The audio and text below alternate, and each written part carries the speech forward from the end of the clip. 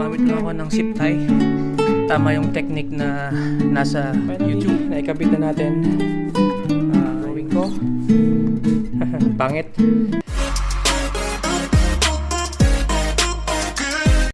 Hi guys, welcome back to my channel, Vincent How To. Kumusta kayong lahat guys? For today's vlog, gusto ko lang i-share guys kung about dito sa aking Mazda. May mga gagawin pala ako guys dito. It's about to change the serpentine belt saka yung sa AC compressor belt. So yun yung gagawin ko ngayon guys, kasi nga may nakita na ako na mga crack dito.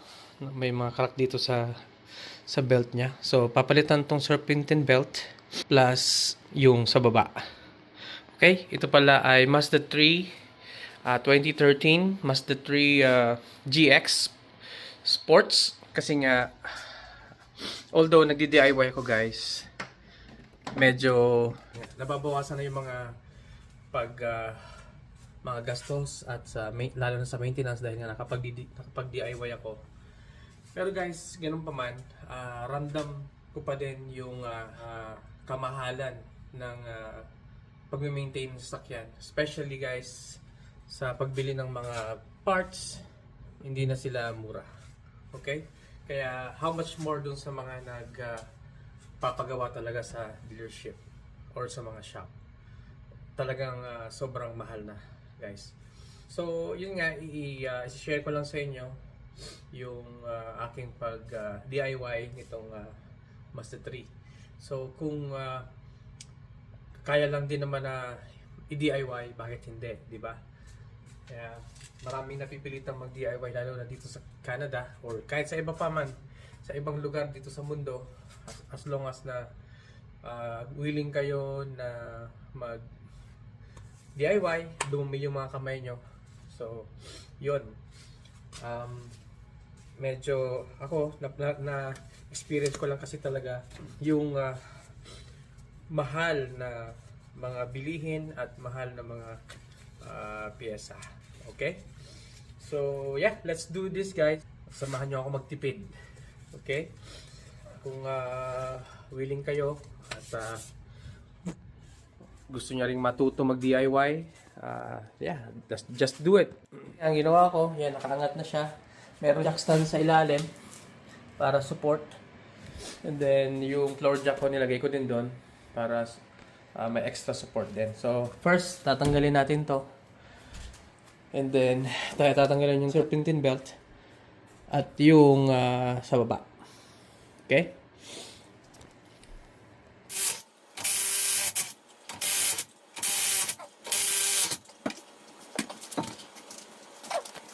So yun, tatanggalin natin to. Tapos yung serpentine belt sa taas.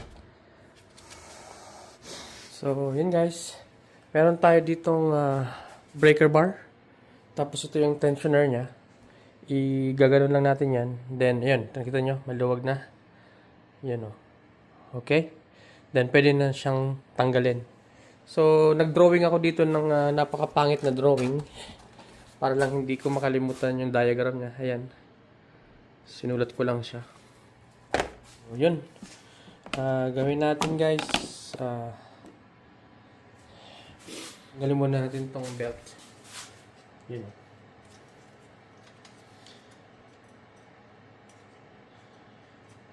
Yun. Yan.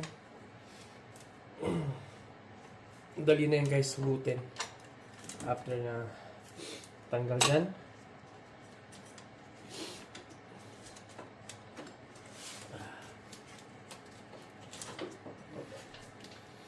So, for now, iwanan muna natin ito dito para matanggal natin yung sa baba. So yan, tanggal na siya. Naman tayo.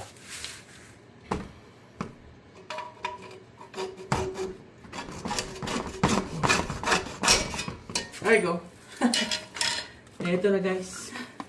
Pinutol ko na lang. So, ito yung bago guys, ito yung luma. Ito yung bago. Ito yung luma.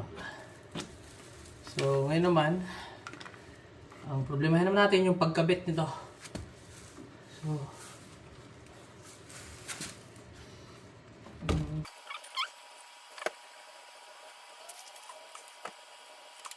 So guys, finally, naikabit ko na din yung belt sa...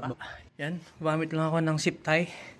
Tama yung technique na nasa YouTube. Zip tie lang, yan o, maliliit lang pero mahaba. 4 lang nilagay ko guys. Yun, pumasok na siya. Ito, i-align ko lang to. Iikot ko lang. So, yun. Ang hirap pala nito guys, pero ayos. Okay na, okay na. Kakat ko na lang to. Then all goods.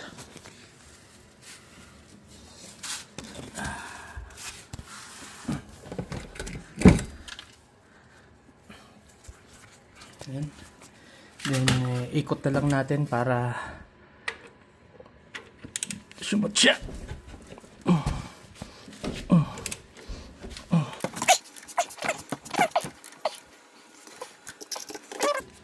Lumapat dito. So, ikot lang natin yan.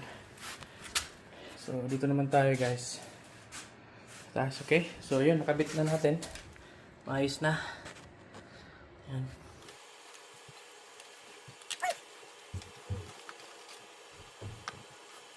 So, yun guys. Finally, naikabit na natin yung serpentine belt dito. And then, reroute na din natin. Tama dun sa aking drawing. So, ito yung drawing ko. Ang pangit. Pero, yeah. Crank, tensioner, water pump, alternator, and then crank.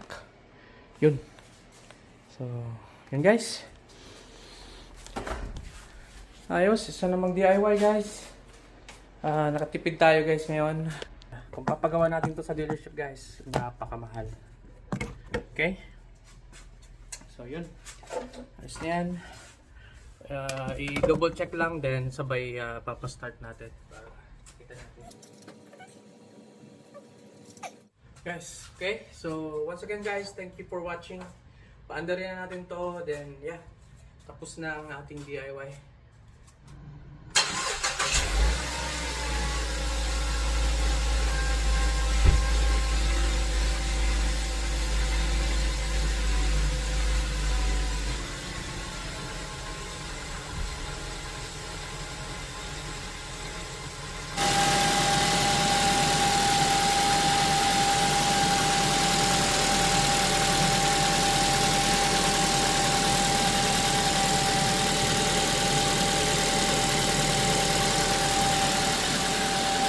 Guys, ayos na.